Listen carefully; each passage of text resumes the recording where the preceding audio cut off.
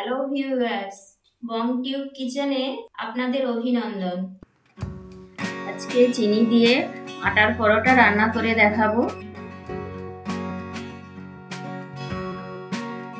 এখানে উপকরণগুলো লাগছে আটা, ঘি, চিনি।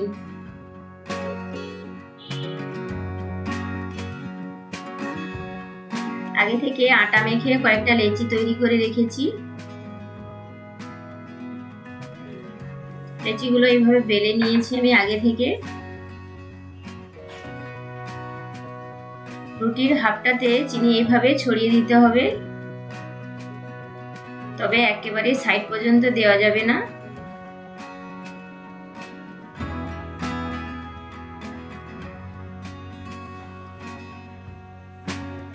মিষ্টিটা বাচ্চারা যেরকম ভাবে খেতে পছন্দ করবে আপনারা সেই রকম ভাবেই মিষ্টিটা দেবেন। অল্প জল হাতে নিয়ে এইভাবে সাইডে দিয়ে দিতে হবে, দিয়ে হাফটাতে মুড়ে দিতে হবে। আঙুল দিয়ে ভালো করে চেপে চেপে সাইড মুড়ে দিতে হবে। ভালো করেই মুড়তে হবে, না হলে তাওয়াতে সেঁকার সময় ভেতর থেকে চিনির রস গলে বেরিয়ে চলে আসবে। আরো একটা দেখিয়ে দিচ্ছি কিরকম মুড়তে হবে।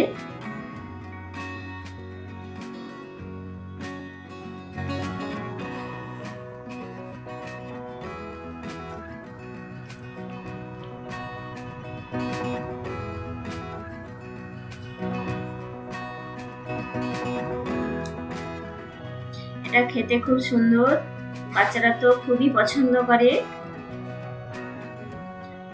বাড়িতে অবশ্যই বানাবেন আর কমেন্ট করে জানাবেন কিরকম হয়েছে। এরকম ভালো করে পুরোটাতে ভালো করে চেপে চেপে মুড়ে দিতে হবে।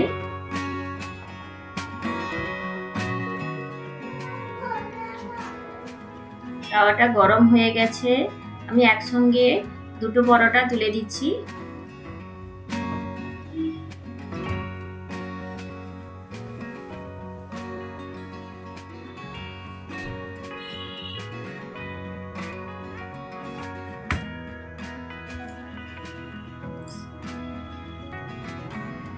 এখন স্কুল খুলে গেছে, বাচ্চাদের টিফিনে দিয়ে দেখবেন ওরা টিফিন পুরোটা খেয়ে শেষ করে নিয়েই আসবে।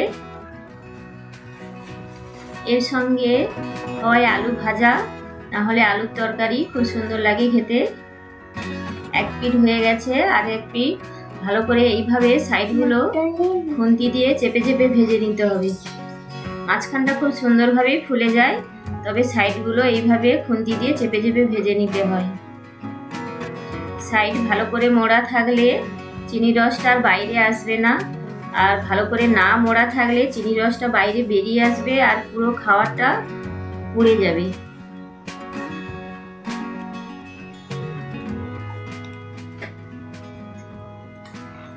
এখন কিছুটা ঘি দিয়ে দিচ্ছি।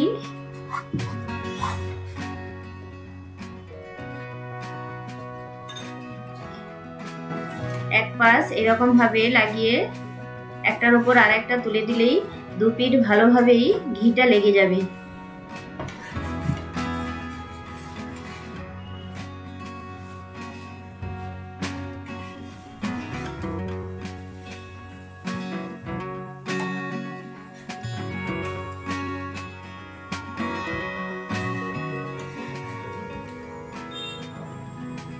এ দুটো ভাজা হয়ে গেছে, তুলে নিচ্ছি দুটোকে।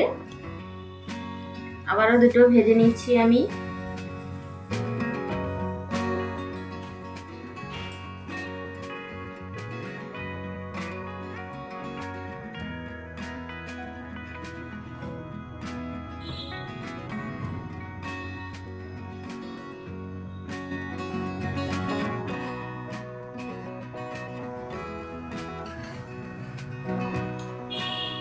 ময়দা দিয়ে তো আমরা অনেক পরোটাই তৈরি করে খাই, একবার আটা দিয়ে এই রকম পরোটা বানিয়ে খেয়ে দেখুন, খুব তাড়াতাড়ি হয়, কিছু উপকরণ লাগেই না বলতে গেলে।